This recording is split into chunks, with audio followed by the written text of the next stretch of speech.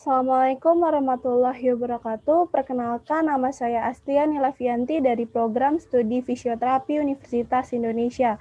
Pada kesempatan kali ini, saya akan mempresentasikan tentang motor pathway, motor control, dan motor learning.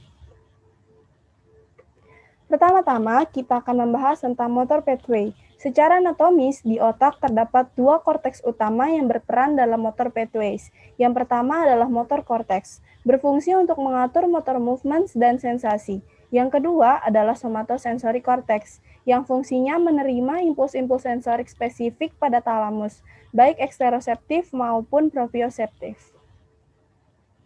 Pada slide ini terdapat sebuah gambar yang kita kenal sebagai homunculus. Homunculus adalah bagian pada motor korteks yang mempresentasikan area fungsional tubuh, seperti wajah, tangan, dan kaki. Homunculus disebut sebagai representasi karena sinyal motorik akan dikirim dari bagian homunculus tersebut menuju ke area fungsional yang dituju untuk menghasilkan gerakan atau respon lainnya. Lalu selanjutnya adalah bagian medial motor cortex yang terdapat talamus. Sinyal motorik yang dihantarkan dari motor cortex akan melewati talamus terlebih dahulu. Motor pathways disebut juga sebagai traktus piramidal atau traktus kortikospinal, menyediakan jalur motorik terhadap sinyal neuron motorik dari korteks cerebral atau motor cortex dan neuron brainstem. Dalam motor pathways terdapat dua jenis jalur, yaitu upper motor neuron atau UMN dan lower motor neuron atau LMN.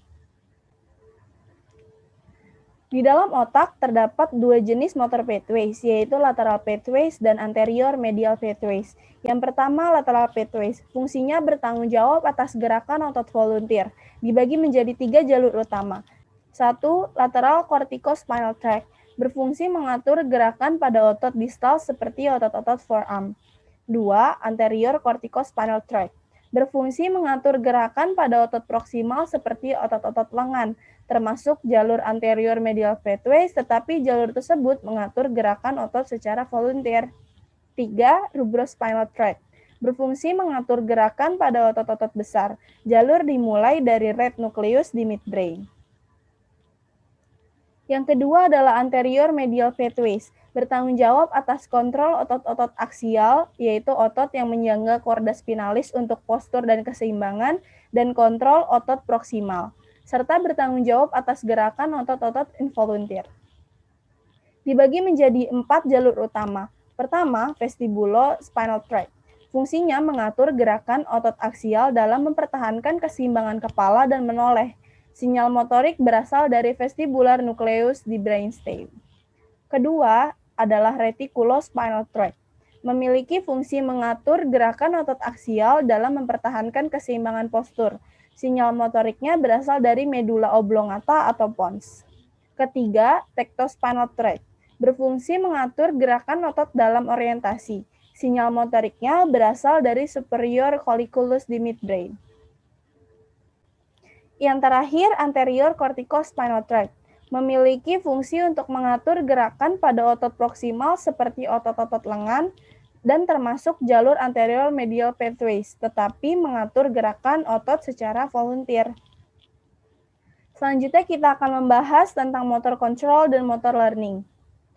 Jika ada saraf yang rusak, otak memiliki kemampuan untuk berneuroplastisitas, yaitu kemampuan otak dan semua sistem sarafnya untuk berubah secara struktural dan fungsional, menggantikan fungsi saraf yang rusak tersebut dengan cara beradaptasi.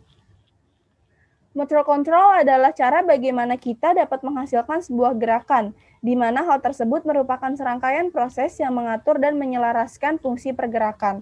Pemahaman tentang motor control berkaitan dengan pemahaman kita tentang bagian-bagian gerakan yang relatif sederhana. Namun, motor control dapat terjadi bukan hanya melalui mekanisme fisiologis, melainkan melalui mekanisme psikologis juga.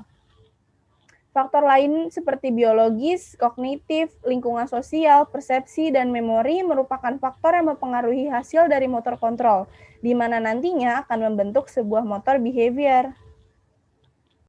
Refleks merupakan aktivitas atau respon motorik karena adanya sebuah rangsangan. Terdapat tingkatan refleks pada teori hierarkis. Yang pertama adalah pasif refleks di spinal cord. Tingkatan refleks di spinal cord berdurasi pendek dan bersifat reciprocal inhibition atau rem pada agonis dan antagonis otot. Contoh refleksnya adalah flexor withdrawal dan extensor thrust. Lalu yang kedua, ada postural atau tonic refleks di brainstem. Tingkatan refleks bersifat tonik karena durasinya yang panjang. Contohnya tonic labyrinthine. Yang ketiga, ada writing refleks di midbrain. Tingkatan refleks di sini menjaga tubuh bisa tetap tegap terhadap gravitasi melalui semua indera. Salah satu contohnya adalah neck writing. Yang keempat adalah cortex level reflex. Refleks tingkat korteks cerebri ini berfungsi untuk motorik dan keseimbangan. Contohnya adalah limb writing. Di sisi lain, Weiss menyampaikan 6 tingkatan koordinasi pada motor kontrol. Yang pertama adalah tingkatan pada neuron, merupakan organisasi neuromotor yang relatif sederhana, yaitu pada motor unit. Motor unit adalah yang menghubungkan motor neuron dengan otot yang akan dipersarafi. Yang kedua adalah tingkatan pada otot, merupakan tingkatan terjadinya kontraksi dari sekelompok motor unit. Lalu ketiga adalah tingkatan grup otot, merupakan tingkatan fungsi beberapa kelompok otot yang melakukan kerja pada suatu sendi. Keempat adalah tingkatan organ atau beberapa sendi dalam segmen tubuh, seperti rongga tubuh atau trunk. Pada tingkat ini, merupakan bagian yang melakukan gerakan dan mengatur koordinasi gerakannya pada setiap satu sendi. Yang kelima, yaitu tingkatan sistem organ, merupakan kombinasi dari gerakan yang terorganisir yang merupakan fungsi lokomotor. Sistem lokomotor tersebut berjalan pada setiap unit. Yang terakhir adalah tingkatan organisme, merupakan tempat dari fungsi motorik dalam konteks makhluk hidup. Pada tahap ini merupakan tingkatan tertinggi dari koordinasi gerakan. Sistem sensorik memberikan informasi terhadap perubahan-perubahan yang terjadi pada lingkungan. Motor learning adalah proses bagaimana tubuh kita dapat mempelajari suatu gerakan atau tugas. Dapat berupa penguasaan keterampilan motorik, peningkatan kinerja dari tugas yang dipelajari, dan penguasaan kembali keterampilan yang sulit atau tidak dapat dilakukan karena injury, penyakit, dan lainnya. Terdapat 3 tahap dalam proses motor learning. Yang pertama adalah early stage of learning. Pada tahap ini, pasien mulai mengerti kebutuhan atau syarat tugasnya. Pasien mulai eksploratif dan keterlibatan kesadaran kognitif sangat tinggi. Pada tahap ini, kinerja pasien masih tidak konsisten. Yang kedua adalah intermediate stage of learning. Pada tahap asosiatif ini, pasien menggunakan informasi dari kesalahan untuk menyesuaikan gerakan selanjutnya. Bantuan atau arahan kurang dibutuhkan pada tahap ini dan kinerja menjadi lebih konsisten. Yang ketiga adalah later stage of learning. Pada tahap autonomous ini, pasien kurang rentan terhadap gangguan di lingkungan. Terjadi perubahan kecil terhadap kinerja, namun kualitas gerakan menjadi lebih penting.